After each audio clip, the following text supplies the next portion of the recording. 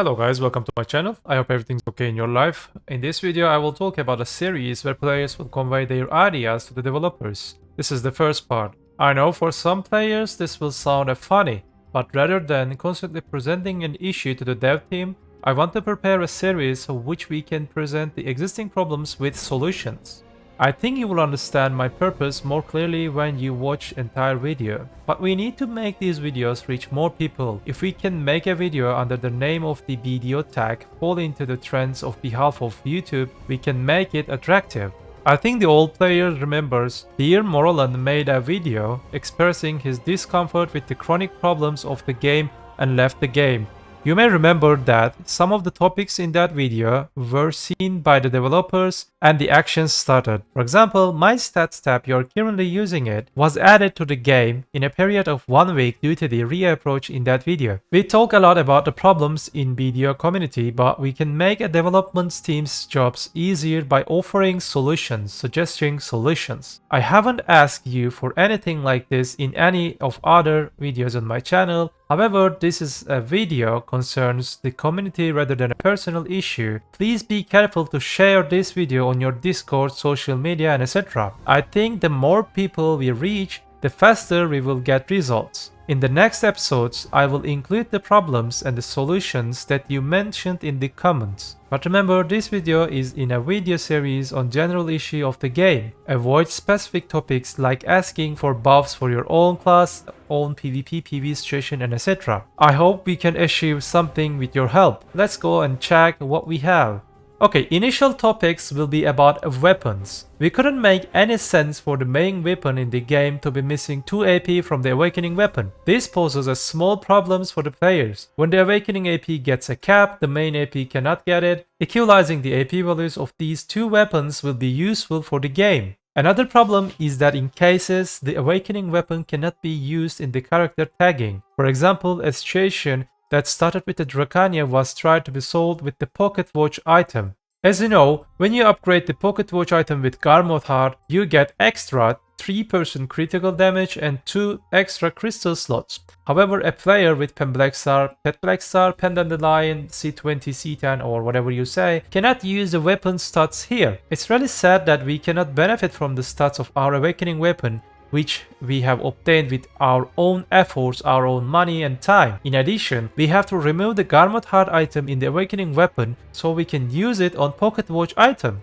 Or we need to get a new Garmoth Heart if you can, with a new extra 10 billion expense, which I had to do this. This situation I mentioned applies specifically to the Shy class as well. I thought of a system where Pen Black Star Awakening weapons could transfer their stats to Pen Artenesol weapon. This system will also apply to Pocket Watch. During the character tagging, it must be some special privilege for Shy class and the class that has not yet awakened. During the Awakening weapon copying, if that class does not have a weapon equivalent to the Awakening weapon, for example Pen Black Star, a system should be added to that transform the effects and stats on the copied Awakening weapon into Upgrade Cup system, the item. It should be developed so that we can get the Pen Black Star effect when we use the copied Cup item on Artenesol item or the Pocket Watch item, etc.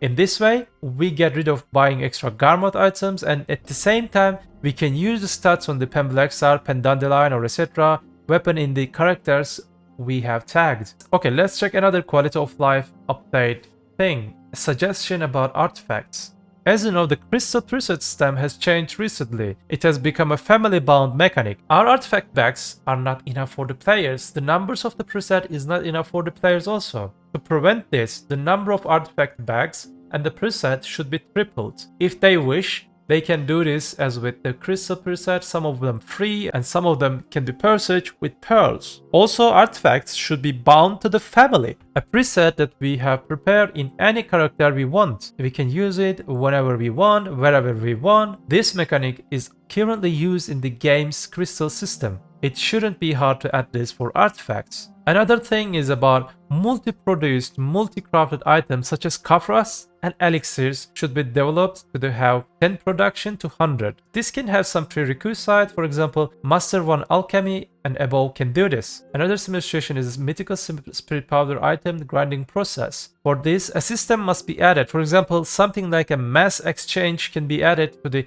NPC deletion. Another quality of life problem is related to the farming. We want every seed we use in the farming to be stackable. Yes, we are currently able to store some seeds in the central market. However, the storage space required to store the magic seeds is a real big problem. Making these items stackable would be a nice quality of life update for farming. Another annoying problem about it is the messages in the game should be made more detailed. For example, I guess there are many players who don't want to see the 12 item upgrade. By detailing these and similar things, we provide a simpler and more personalized, customized game for the UI. For example, I don't want to see HP and mana potion usage. On the other hand, I don't want to see products provided from the nodes. When the worker's stamina runs out, the message that the workers has stopped may appear on the screen, but seeing the raw materials on the screen annoys me. At the same time, I don't want to hear their voices. You know the sound. Blup, blup, blup, blup. It's irritating.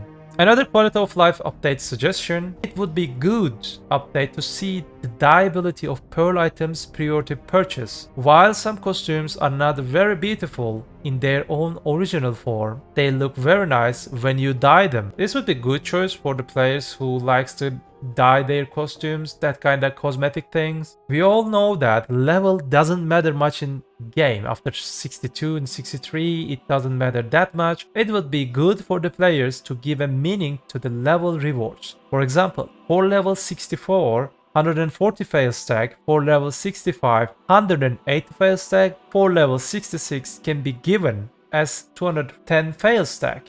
These rewards can be put in the achievement section once per family. At the same time, we are aware that the things in the achievement part of the game are outdated. Improvements should be made on their behalf. Another quality of life suggestion is about pets. More preset features should be added to the pets. 5 presets are insufficient, especially for life skill players.